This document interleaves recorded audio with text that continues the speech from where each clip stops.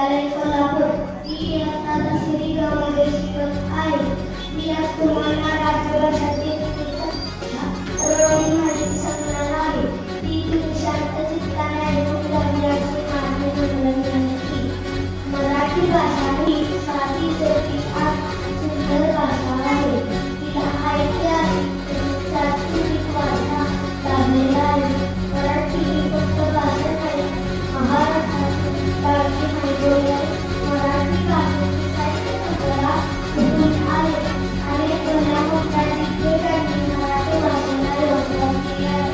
ज्ञानेश्वर, संत तुकाराम, संत नामदेव अशा संतांनी मराठीची प्रतिष्ठा वाढवली आहे.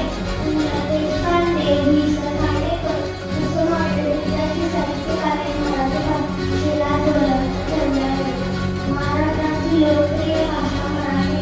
मराठी भाषा ही आपल्या मनाची भावना वाढवते. तिचा गौरव आणि सन्मान करण्यासाठी दरवर्षी 17 फेब्रुवारी रोजी मराठी राष्ट्रभाषा दिन साजरा केला जातो. म्हणूनच मला म्हणावे वाटते की मायभूमी जन्मभूमी कर्मभूमी आमची भावंतरी अति ग्रामप्रिय माय मराठी आमची.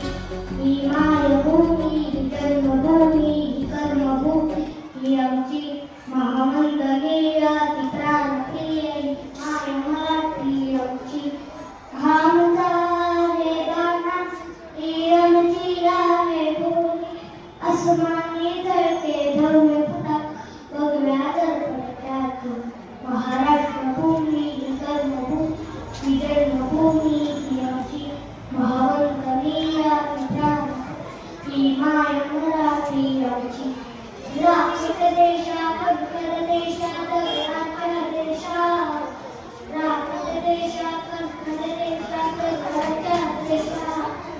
प्रणाम माझा घ्यावा श्री महाराष्ट्र देशा. प्रणाम माझा घ्यावा श्री महाराष्ट्र देशा.